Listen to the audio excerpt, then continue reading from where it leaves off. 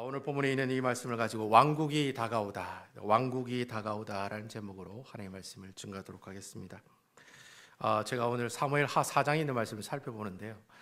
제가 일부 예배 때는 계속해서 사무엘 상과 하의 말씀을 쭉 이렇게 연결해서 설명하기 때문에 이해가 많으실 건데, 갑자기 사무엘 하 말씀을 설교를 하면 아마 여러분들이 좀 많이 조금 이렇게 이해하기 힘든 내용이 있을 수 있습니다. 그래서 제가 오늘은 1장부터 3장에 있는 내용까지 쭉 여러분들에게 한번 읊어드리고, 그리고 4장에 있는 말씀도 보고, 또 4장에 있는 말씀을 통해서 하나님께서 우리에게 주시는 영적인 교훈이 무엇인지를 한번 그렇게 살펴보는 시간을 갖도록 하겠습니다. 다음 주에는 제가 사무엘 하 5장에 있는 말씀을 설교하는데요. 사무엘 5장에 있는 말씀은 다윗이 이스라엘의 왕이 되는 내용이 나옵니다. 그러니까 여러분 상식적으로 생각할 때 다음 주에 왕이 되는 내용이니까 사무엘하 1장부터 4장까지는 다윗이 이스라엘의 왕이 되는 그 과정을 설명하는 내용이겠죠. 그런 내용들이 기록되어 있다라고 하는 것이죠. 그래서 사무엘하 1장에 보면 그런 내용으로 시작을 하고 있습니다. 1장 1절에 보면 사울이 죽은 후에 라고 하는 내용으로 이 사무엘하 내용이 시작되고 있다라고 하는 겁니다. 그래서 근데 재밌는 것은, 그러면 사울 왕이 죽은 이후로 5장에 사울 왕이 될 때까지 4장까지 이제 왕이 되는 과정을 적은 내용이라면, 우리가 상식적으로 생각해도 1장부터 4장까지 내용의 주인공은 다윗이어야 하고, 또 다윗에 관한 이야기가 많이 나와야 된다라고 생각할 수 있어요. 그렇잖아요.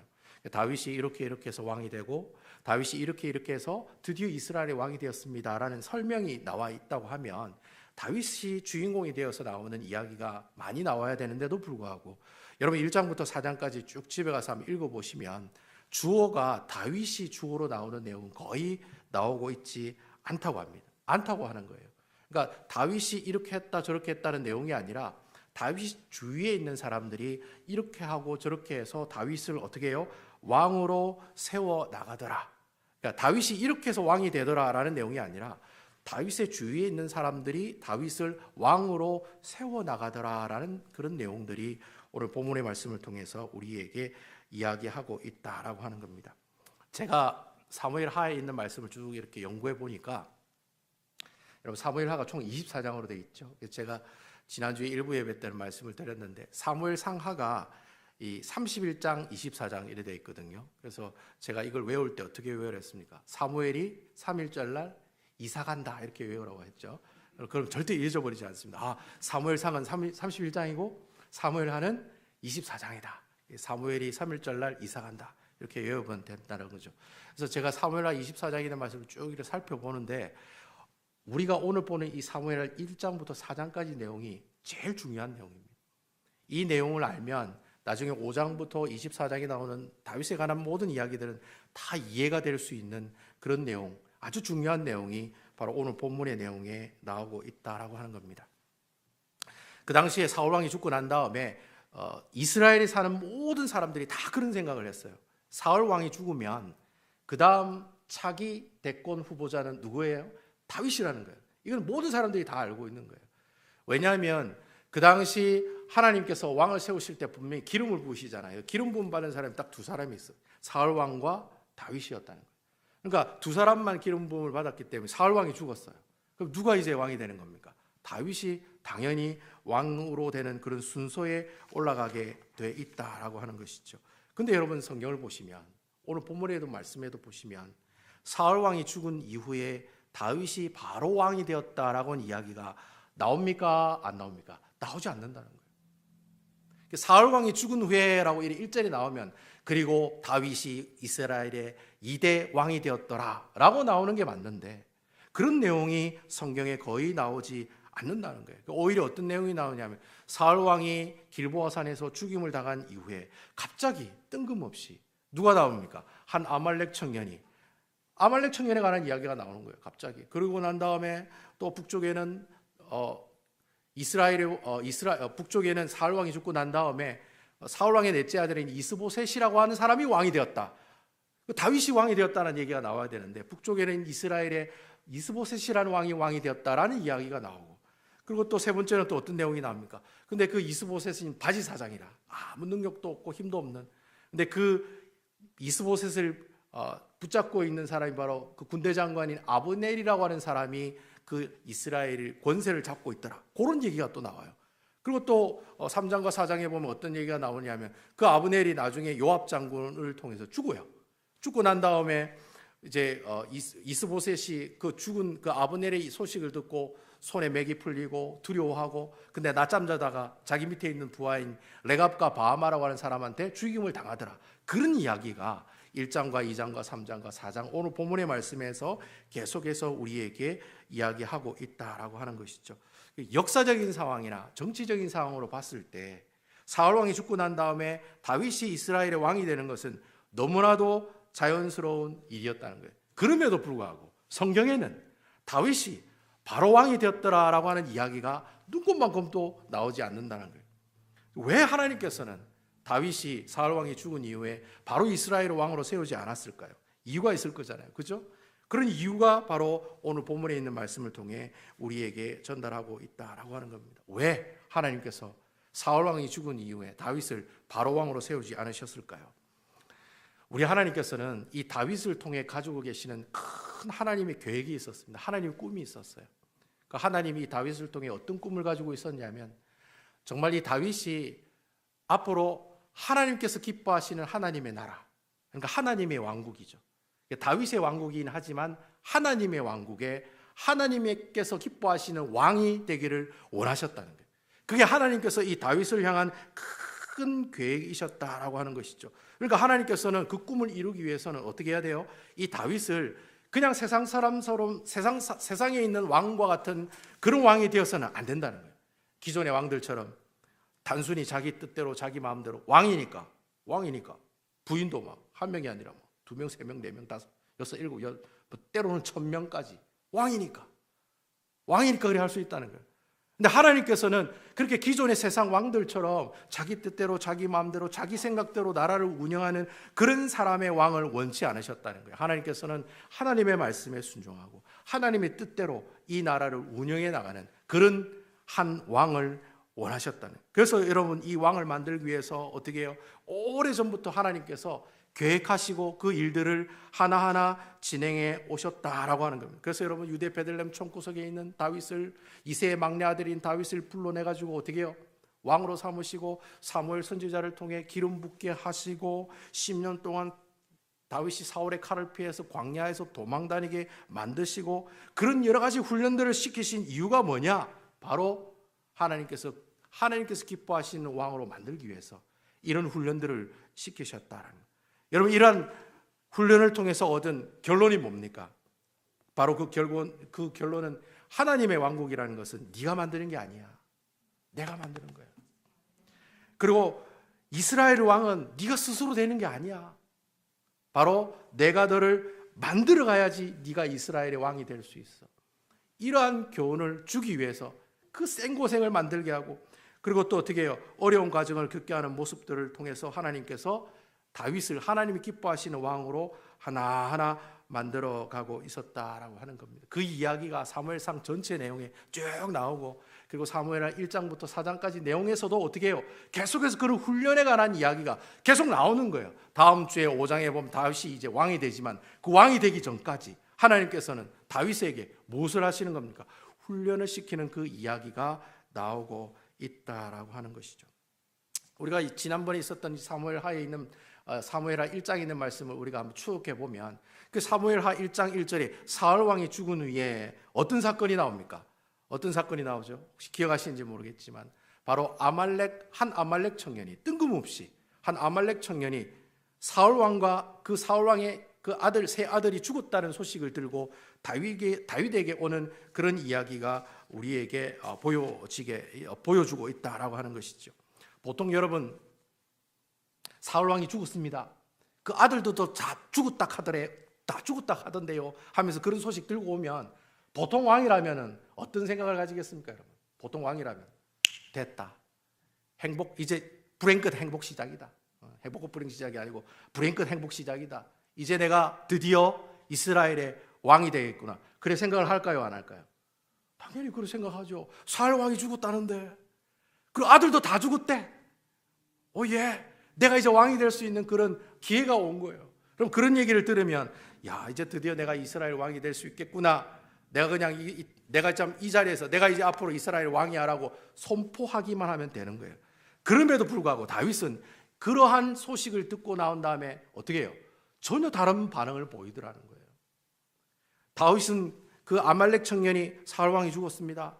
그 세 명의 아들도 다 죽었습니다라는 그 소식을 듣는 순간 어떤 생각이 들었냐면 이전에 하나님께서 이스라엘 백성들에게 이 아말렉 족속을 통해 주신 한 가지 역사적인 교훈이 있거든요. 그 교훈이 갑자기 또 생각나더라는 거예요. 그 교훈에 관한 얘기가 어떤 얘기냐면 지금으로부터 500년 전에 이스라엘 백성들이 출애굽하고 난 다음에 홍해바다를 건너가지고 가장 먼저 만난 족속이 누구냐면 그 가는 길을 막았던 제일 첫 번째 족속이 아말렉 족속이었어요. 그 아말렉 족속이 이스라엘 백성들이 가는 그 후미를 쳐가지고 어떻게 마지막에 가는 사람들 다 어르신들, 여기 계시는 어르신들, 그다음 또 아줌마들, 애기 데리고 있는 아주머니들, 그런 사람들이 맨 뒤에 가잖아요. 이렇게 광야길을 가다 보면 맨 뒤에 있는 그 사람들 막 공격하는 거예요. 그리고 막 물건을 훔쳐가고. 근데 하나님께서는 단순히 그렇게 이스라엘 백성들이 후민을 쳐서 약탈해가는 그런 민족으로 아말렉 족속을 정의하지 않으셨다는 거예요. 하나님께서 그러면 어떻게 이 아말렉 족속을 정의했느냐? 바로 하나님께서는 구원받은 이스라엘 백성들이 적과 꿀이 흐르는 가나안 땅으로 가는 하나님의 계획을 방해하는 민족, 그러니까 하나님의 일을 방해하는 민족으로 아말렉 족속이라고 이야기하셨다는 거예요. 그래서 하나님께서 이 하나님의 계획을 방해하니까 어떻게 해요? 싸워가지고 이겨야 되죠. 그래서 하나님께서 모세에게 이야기하셔가지고 이 아말렉 족속과 이 이스라엘 백성들이 드디어 싸우게 되는 거예요. 여호수아는 열심히 싸우고 모세는 산 위에 아론과 훌이 올라가서 모세 손이 올라가면 이스라엘이 이기고 모세 손이 떨어지면 이스라엘이 지고, 그런 모습에 결국에는 하나님께서 두 팔이 땅에 떨어지지 않게 하심에 드디어 여호와 니시 하나님, 아말렉 족속을 다 쳐서 이기는 놀라운 역사가 나타났다는 거예요. 그런 모습들을 통해서 하나님께서 이스라엘 백성들에게 가르쳐 주셨던 영적인 교훈이 뭐냐? 전쟁은 네가 하는 게 아니고 누가 하는 것이다? 하나님이 하시는 거다. 그걸 보여준 거예요.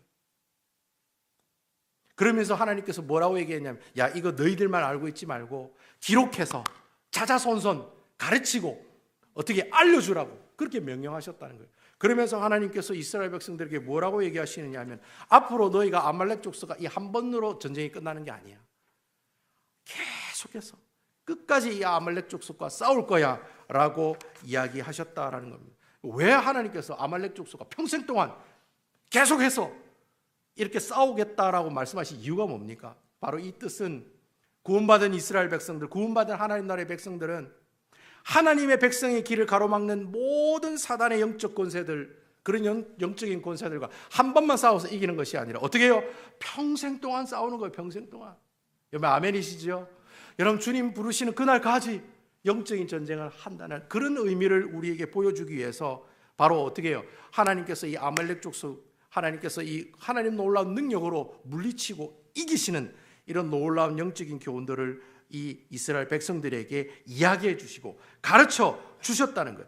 그런데 다윗 정말 대단하다고 생각되는 것은 그 짧은 순간에, 그 아말렉 청년이 와서 사울이 죽었다 하던데요 라고 하는 얘기하는 그 순간에 바로 하나님께서 아말렉 족속을 통해 주셨던 이 영적인 교훈의 말씀을 기억나게 하더라는 거예요, 다윗이.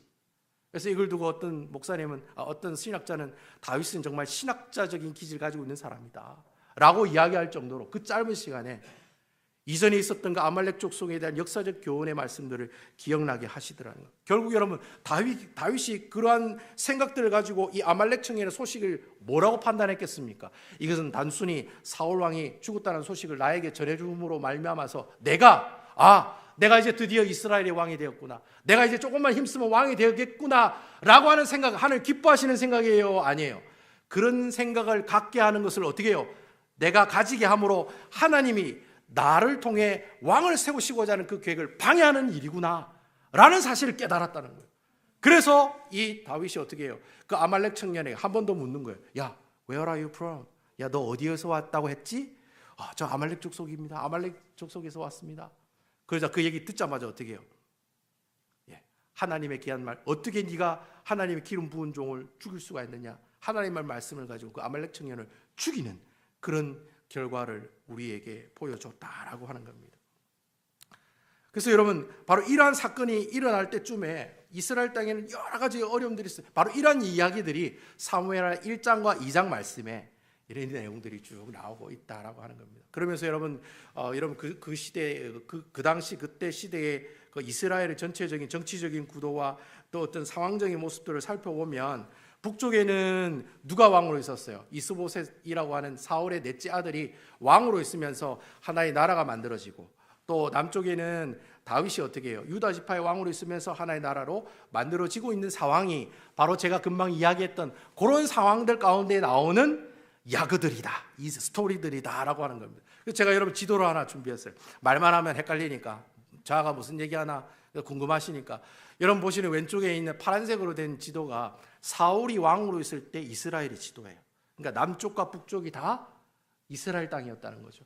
그런데 사울 왕이 죽고 난 다음에는 여러분 오른쪽에 있는 지도처럼 남쪽에는 노란색에 이제 유다 지파는 다윗이 다스리는 동네고, 위쪽에 이제 빨간색으로 되어 있는 그 땅은 바로 이스보셋이라고 하는 사울의 아들이 이스라엘이라고 하는 왕국을 이렇게 통치하고 있는 그런 나라, 그런 이런 분위기, 이런 상태로 이 사무엘하 1장부터 4장에 있는 말씀이 계속해서 연결이 되고 있다라고 하는 것입니다.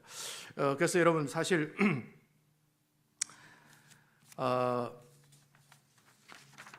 많은 사람들이 그런 생각을 하세요. 이렇게 원래 솔로몬이 죽고 난 다음에 나라가 이렇게 두 개로 나눠지지 않았냐라고 얘기하시는 분들이 많이 있어요. 하지만 솔로몬 이후 시대 때도 남유다와 북이스라엘로 나눠졌지만 이렇게 다윗이 왕이 되기 전부터 이 이스라엘이라고 하는 나라는 남쪽과 북쪽이 이렇게 전체적으로 이렇게 나눠지는 그런 모습들이 있었다라는 그런 지도가 바로 여러분들 보고 계시는 이 지도에 나오는 내용들이다라고 하는 겁니다. 이런 상황들 가운데서 이제 사무엘하 3장과 4장에는 어떤 내용이 전개되느냐면, 이제 북쪽에 이제 이스보셋 왕이 왕으로 있지만 바지사장으로 있는 거잖아요. 이 실질적인 권력은 군대 장관 아브넬이라고 하는 사람이 모든 걸 다 잡고 있다는 거예요. 근데 어느 날 이 군대 장관 이 아브넬이 생각하니까, 가만히 생각해 보니까 내가 지금 이 멍청한 이스보셋을 데리고 있는 것보다는 누구하고 손을 합치는 게 좋겠다? 다윗하고 손을 합치면 좋겠다라고 생각을 한 거예요. 그래서 이 아브넬이 다윗에게 협상을 하러 간 거예요. 내가 위에 있는 북쪽에 있는 모든 땅을 네한테 줄 테니까 내가 나중에 한 자리 달라는 거예요. 그러니까 다윗이 그거 보니까 너무 좋거든요. 그래서 오케이 한 거예요. 다윗도 자기가 그냥 북쪽에 있는 모든 땅을 자기한테 주겠다고 하니까 다윗도 순간 그래, 너무나도 좋다. 그리고 자기 첫 번째 부인인 미가를 꼭 나한테 보내줬으면 좋겠다. 이런 거 하면서 막 이렇게 협상을 하게 되는 거예요. 근데 여러분 중요한 것은 하나님께서 그 협상을 기뻐하셨다, 기뻐하지 않으셨다? 기뻐하지 않는다는 거죠. 순간 다윗도 실수를 하는 거예요. 하나님께서 네가 왕이 되기를 기다리라고 하고 기다리고 있지만, 그래도 여러분 이런 기간이 무려 7년 6개월 동안 이런 일이 있었다는 거예요. 그래서 기다리다 보니까 다윗도 답답한 거예요. 근데 갑자기 위에 있는 실세가 땅 다 줄 테니까 나하고 같이 협상합시다.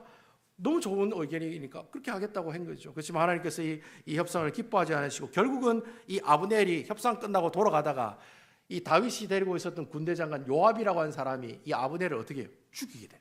하나님께서 하신 일이죠. 그냥 죽인 거예요. 옛날에 이렇게 옥신각신해가 싸울 때 이 아브넬이 이 요압 장군의 동생인 아사헬을 죽이거든요.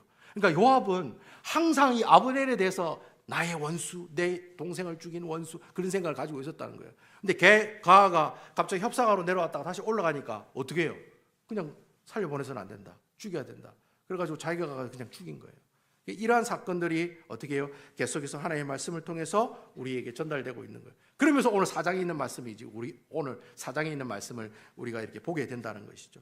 아무튼 이제 북이스라엘의 실세였던 이 아브넬이 죽으니까 어떻게 됩니까? 이제 거시기 하면 꼴뚜기가 튀고 뭐가 한다고, 그죠? 뭐가 죽으면 뭐가 튄다고. 이제 그 실세가 죽었으니까 그 밑에 있는 레갑과 바마라고 하는 그 장군이 그래, 그럼 우리가 이스보셋을 죽이고 어떻게 해요? 그 사람 목을 다윗에게 가져가면 우리가 한 자리 얻을 수 있겠다. 그래 생각을 한 거예요. 그래서 그러한 이야기가 쭉 이야기하고 있는 내용이 바로 오늘 우리가 읽은 본문에 나오는 사무엘하 4장에 나오는 하나님의 말씀이다라고 하는 겁니다. 그래서 우리가 이제 4장 말씀 보내요. 이제 4장 말씀. 이제 제가 5절과 6절에 있는 말씀, 제가 5절 읽고 여러분 6절 읽고 한번 같이 한번 읽어보겠습니다. 5절입니다. 부에롯 사람 딥몬의 아들 레갑과 바하마가 길을 떠나 볕이 쬐을 때 즈음에 이스보셋의 집에 이르니 마침 그가 침상에서 낮잠을 자는지라.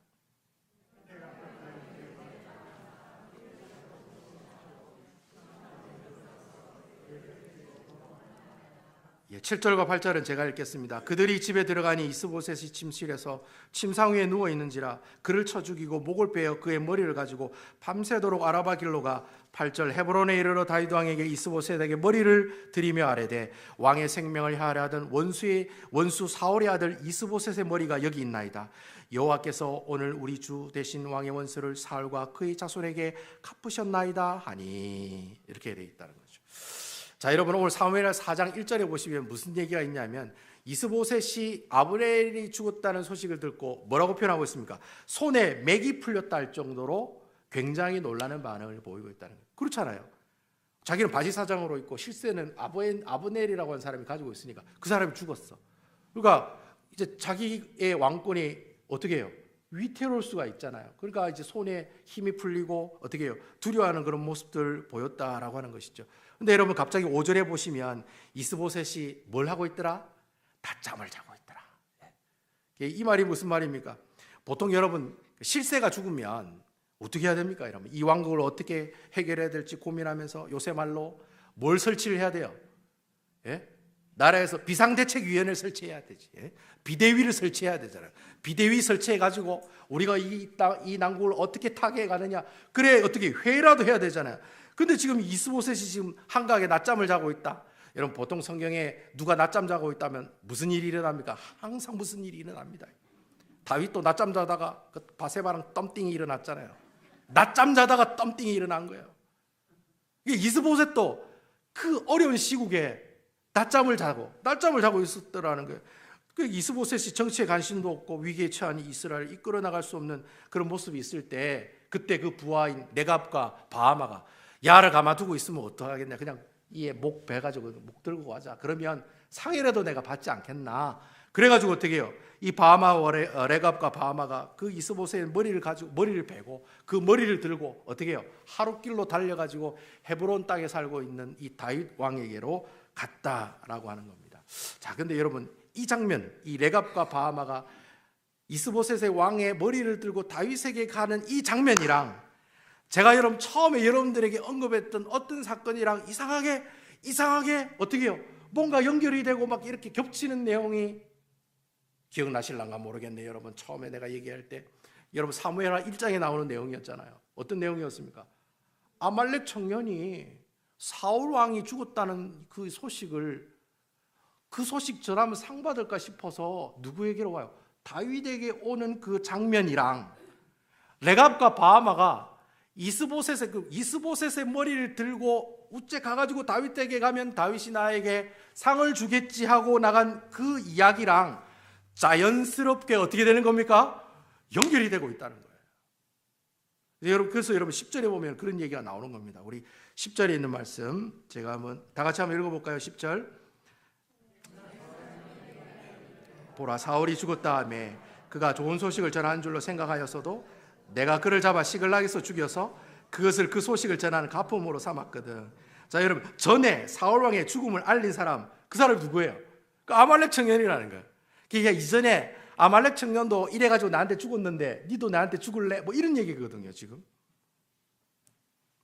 지금 레갑과 바하마가 어떻게 다윗에게 상을 받을까 싶어서 사울 왕의 그 이스보셋의 머리를 들고 간 그 상황이랑 아말렉 청년이 사울 왕의 소식을 가지고 어떻게 상 한번 받아볼 거라고 나갔던 그 상황이랑 서로 어떻게 오브랩이 되고 겹쳐지는 모습들을 우리에게 보여주고 있다라고 하는 겁니다. 만약에 다윗이 하나님께서 우리 이스라엘을 세워나가시고 하나님께서 왕을 세워나가십니다라는 고백을 하지 않는 왕이었다면 아마 여러분이 이스보셋의 왕의 머리를 가져왔을 때 어떻게 했겠습니까?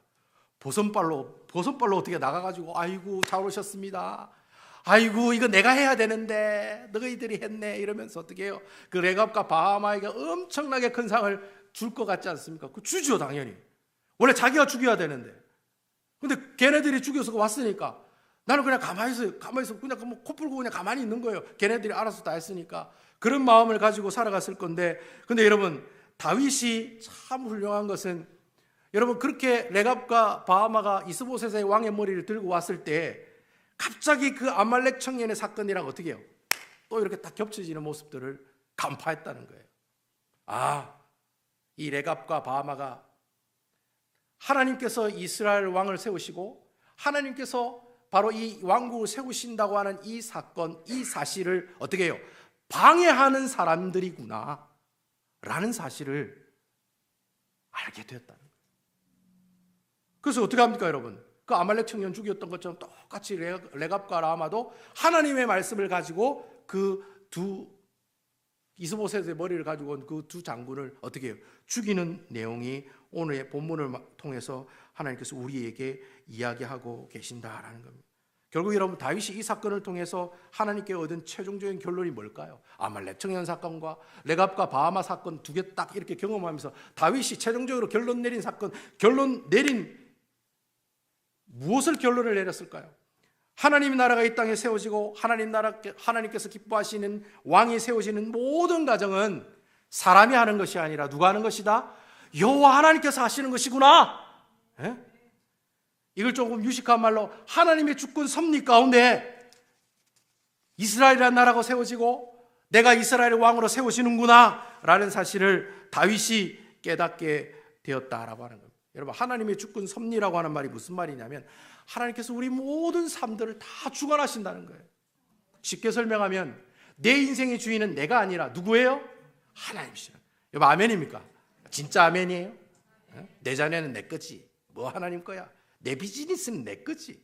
뭐 하나님 거야? 여러분, 그렇게 생각하지 않으십니까? 근데 여러분, 다윗이 그 순간에 내 인생의 주인은 주님이야, 이런 놀라운 사실을 깨닫게 되는 그런 경험을 하게 되었다라고 하는 겁니다. 다윗이 살아가면서 그럼 목사님 다윗은 퍼펙트한 삶을 살아갔습니까? 아니에요.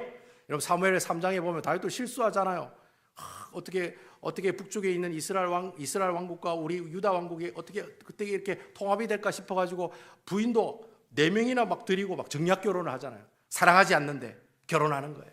왜? 그렇게 하면 내가 이 통일을 좀 쉽게 이룰 수 있을까 싶어서 그런 시도도 했다는 거예요. 그리고 아까 얘기했잖아요. 아브넬과 서로 어떻게 해요? 꾹짝꾹짝 협상도 하기도 했다는 거예요. 그런 실수 가운데서도 우리 하나님께서는 다윗에게 계속해서 끊임없이 다윗에게 강조하시는 것 하나가 있는데, 그것은 바로 하나님의 일은 하나님이 하신다는 거예요.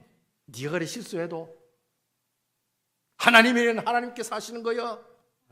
네가 하는 게 아니야. 네가 청약 결혼해가 마누라를 4명을 두고 6명을 두고 20명을 두고 100명을 둬도 하나님의 일은 하나님께서 하신다. 이스라엘 왕은 네가 만들어가는 것이 아니라 누가 만들어가는 거예요? 하나님이 내가 만들어가는 거예요. 고로 그 왕국은 네가 쟁취하러 가는 것이 아니라 하나님께서 이미 그 왕국을 만들어 놓으셔서 그걸 너에게로 가지고 가는 것이 바로 하나님께서 일하시는 방법이라는 거예요. 여러분, 아멘입니까? 그러니까 여러분, 하나님이 다 만들어 놓고 여러분들이 가져가시는 거예요. 주시옵소서. 그게 아니라 이미 다 하나님이 다 가지고 계셔. 다 준비하셨어요.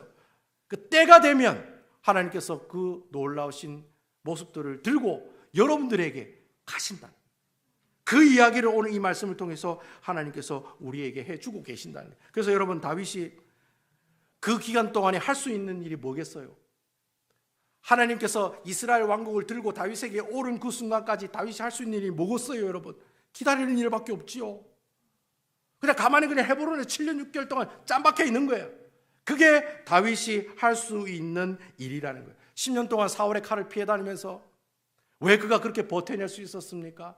분명히 하나님 때 어떻게 해요? 나를 구원해 주시고 나와 함께 해 주실 거라는 그 믿음을 가지고 기다린 거예요, 다윗이. 10년 동안 기다리고 7년 6개월 동안 기다리고, 그렇게 기다리면서 어떻게 해요? 하나님께서 그 하나님 나라를 들고 오는 그 모습들을 다윗이 보게 되었다라는 거예요. 그러면서 다음 주에 보면은 다윗이 이스라엘 왕으로 등극하는 그런 놀라운 역사가 일어난다라고 하는 겁니다. 여러분, 우리가 신앙생활을 하다 보면 주변에 가끔 썸타임 그런 분들 많이 봐요. 이 일은 꼭 내가 해야지만이 어떻게 해요? 그 일을 감당할 수 있다라고 생각하는 분들이 많은 게 아니라 썸타임 있단 말이에요. 썸타임. 목사님, 내가 이렇게 해야 우리 아들이 하버드 갈 수 있습니다. 예? 목사님, 내가 이 비즈니스를 이렇게 해야지 내가 세금도 적게 내고 내가 돈 많이 벌 수 있습니다. 예? 그리고 교회 안에서는 또 어떻습니까? 목사님, 내가 이 일을 해야 돼요. 아무도 이 일을 안 해. 나만 할 수 있어요. 나만 해야지만 이 교회 일을 감당할 수 있다라고 이야기하는 분들이 가끔 가다가 있다는 거예요. 가끔. 제가 가끔이라고 얘기했어요. 많다라고 얘기 안 했어요. 가끔 있다는 거예요. 가끔. 여러분, 우리가 믿는 사람인데도 불구하고 가정이든 비즈니스든 교회 일이든지 간에 자기가 꼭 해야만 그 일을 성취할 수 있다라고 생각하는 이유가 무엇일까요? 내 삶의 주인은 주님이 아니라 나라는 거예요. 나. 내가 주인인 거예요. 내 자녀는 내 거라고 생각하니까 어떻게 해요?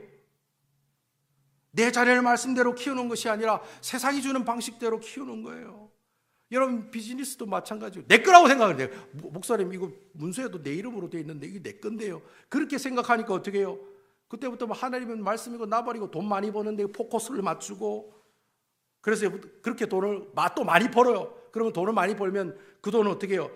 하나님이 주셨다고 생각하고 있어요? 내가 벌었다고 생각하고 있어요? 내가 벌었다고 생각을 하게 된다는 거예요. 그러면 어떻게 해요? 헌금도 찌꼬리 바라게. 10,000불 벌었으면 1,000불 내야 되는데 100불 감사금, 100불 11조, 100불 성경금 딱 300불만 한다는 거예요. 나머지는 다 내 거라는 거예요.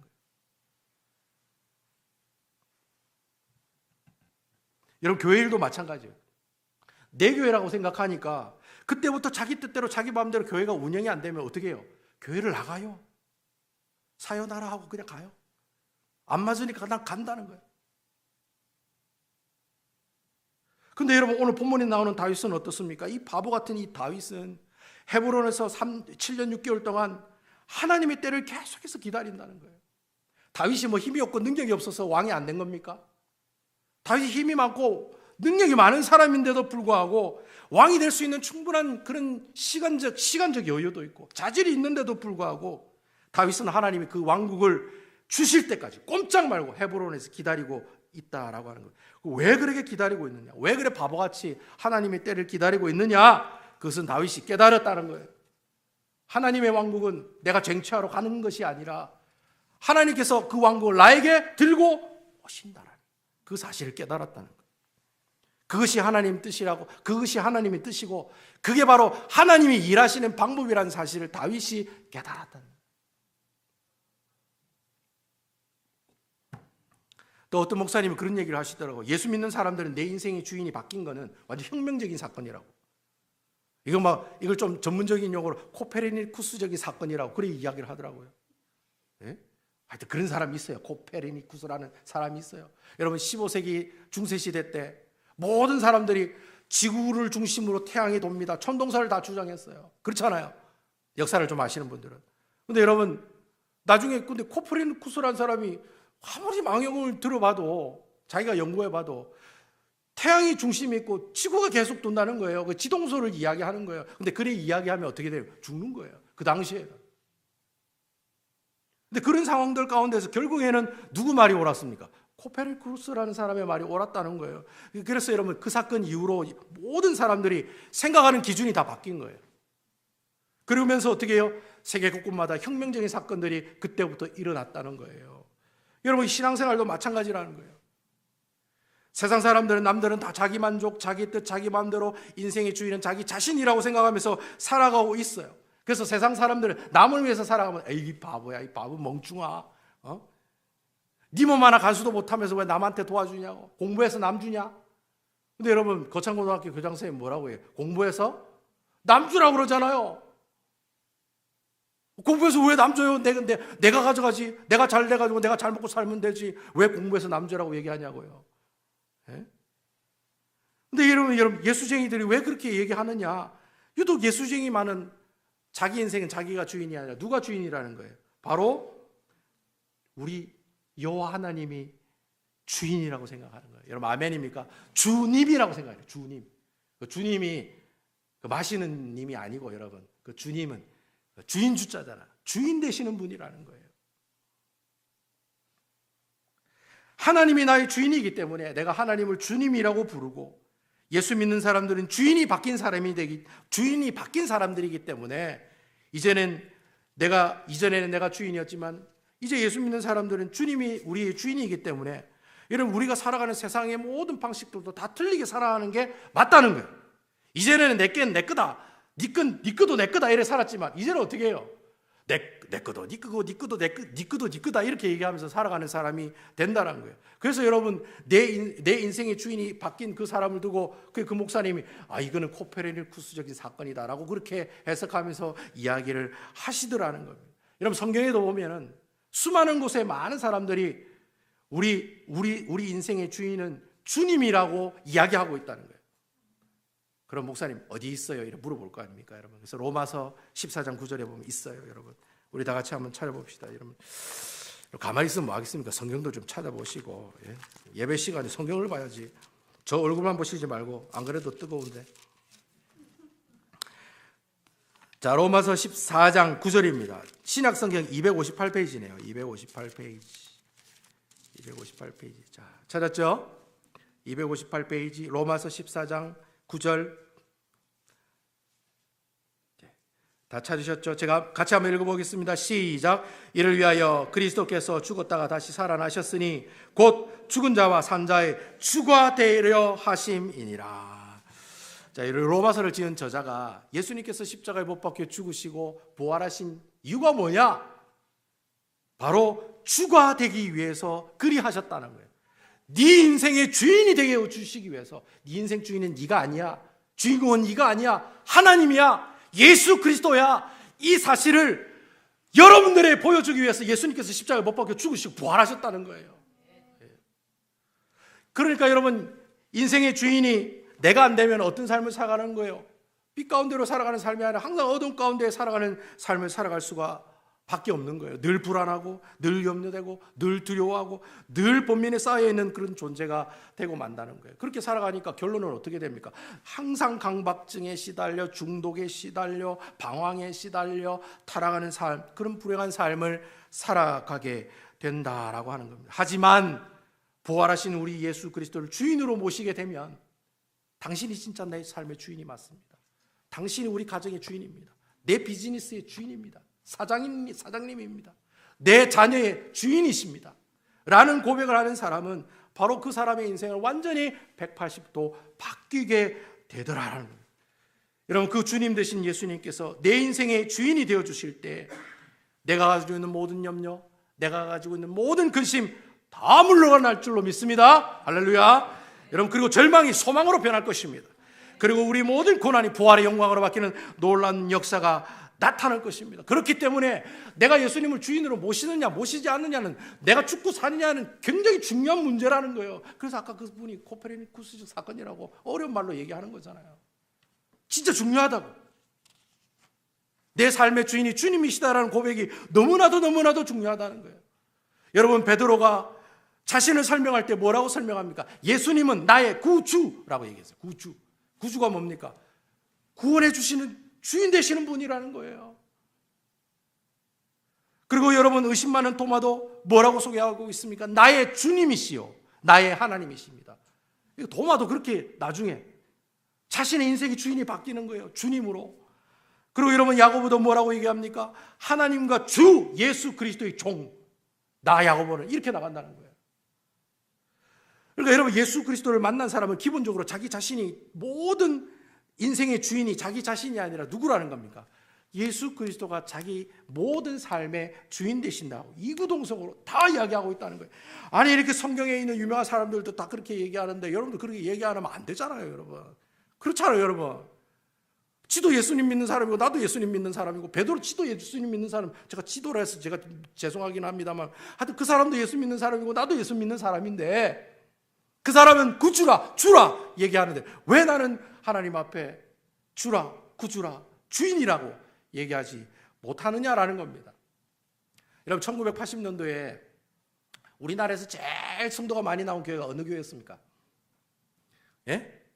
여의도 수목원교회죠. 예? 조영기 목사님 계실 때 65만 명. 예? 지금은 좀 많이 줄어들었습니다만, 그 조영기 목사님 계실 때 65만 명이었거든요. 그때 여러분 주일학교 학생이 제일 많이 나오는 교회는 여의도 순복음교회가 아니었어요. 어느 교회인 줄 아세요, 여러분? 부산에 있는 서부교회라고 그래요. 대신동에 아주 있는 허름한 건물에 있는 십자가도 없는 십자가가 없어가지고 막 2단으로 처음에 막 하다가 하고 그랬는데, 여러분 그 부산이 서부교회라고 고 백영희 목사님이 심부했었던 교회 12,000명 주일학교 학생이 12,000명. 근데 여의도 순복음교회는 12,000명이 안 돼. 여러분 이 고 조용기 목사님과 이 고 백영희 목사님 두 분이 드디어 만나는 때가 있었다는 거예요. 그 핫 이슈가 됐어요. 작년반 최고의 수를 가지고 있는 여의도 순복음교회 조용기 목사님이랑 세계 최대의 주일학교를 가지고 있는 백영희 목사님 둘이 만났다는 거예요. 그래서 조용기 목사님 물었대요. 백영희 목사님한테, 아니 목사님 어떻게 그렇게 우리 교회보다 주일학교가 이래 많습니까? 이랬더니 백영희 목사님 뭐라고 아세요 여러분? 하다 보니까 그래 됐습니다. 경상도 사람이니까 그래 얘기했겠죠. 하다 보니 그래 됐다 아닙니까? 이래 얘기했겠죠. 그래서 백영희 목사님도 조용기 목사님한테 물었대요. 아니 어떻게 해서 그렇게 어른들이 많이 나오는 세계 최대의 교회를 만드셨습니까? 그 교회가 되었습니까? 이렇게 얘기하니까 조용기 목사님도 씩 웃으면서 하다 보니까 저도 그래 됐습니다 라고 이야기하더라는 거예요. 여러분 하다 보니까 그래 됐다는 말이 무슨 말이에요?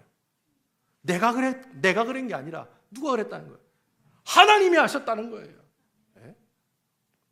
생각해 보세요. 내가 제자 훈련하고 구역장 굴리고 내가 막 모든 구역장님들 다 빨간 가방 들고 온데 전도 나가게 해가지고 내가 65만 명 끌어모았습니다. 그래 얘기할 수 있다는 거예요. 근데 그게 아니라는 거예요. 하다 보니까 그랬다는 거예요. 내가 그냥 주의 일을 열심히 하다 보니까 눈 떠보니까 12,000명이 나오고 눈 떠보니까 65만 명이 되더라는 거예요. 저는 아마 다윗도 똑같은 말을 했다고 저는 생각해요. 제가 기자가 돼가지고 안녕하세요. 저는 동네 이스라엘 남유다 지파 그 신문에서 기자로 일하고 있는 문영주 기자입니다. 어떻게 해서 이스라엘 왕이 되었습니까? 라고 물으면 다윗이 뭐라고 얘기했을까요? 하다 보니까 그래 되었습니다. 하다 보니까 그래 되었습니다. 여러분 그래 얘기 안 했을까요? 하다 보니까 그래 되었습니다. 그자 다윗은 순간순간 어떻게 하나님 말씀에 순종하면서 기다리는 것밖에 안 했잖아요. 기다렸더니 그분이 주님, 내 인생의 주인 되신 그분이 하나님의 왕국을 들고 나에게로 오시더라. 여러분 다윗이 사울의 왕의 칼을 피해 10년 동안 도망을 다니고 그 헤브론에서 7년 6개월 동안 짬박했을 때 하나님께서 다윗에게 훈련시켰던 게 바로 그거예요. 네 인생의 주인은 네가 아니다. 바로 여호와 하나님이시다. 여러분 아멘입니까?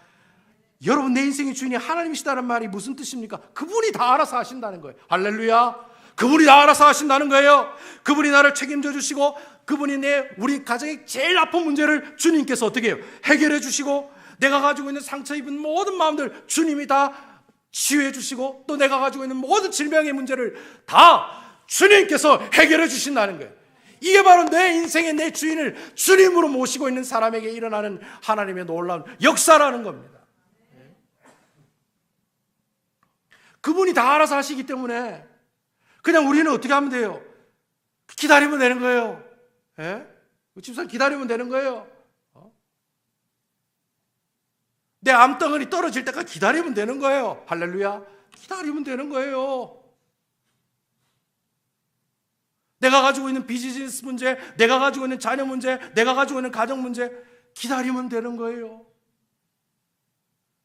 그러면 나중에 어떻게 김 집사님은 어떻게 그 문제를 해결했습니까? 아이고 어떻게 그 자녀가 그래 잘 됐습니까? 어떻게 해서 그 가지고 있는 병이 다 나았습니까? 라고 얘기할 때 뭐라고 얘기하겠습니까?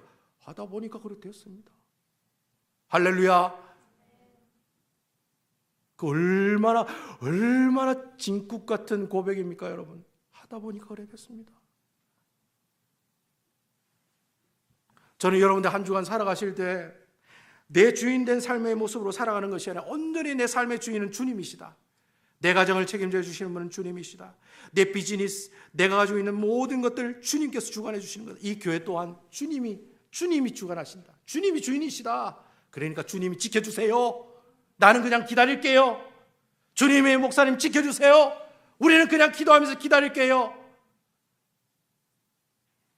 그렇게 하다 보니까 어떻게 해요? 그래 하다 보니까 그래 됐습니다. 이러한 고백이 여러분들의 고백이 되시기를 주님의 이름으로 축원드리겠습니다.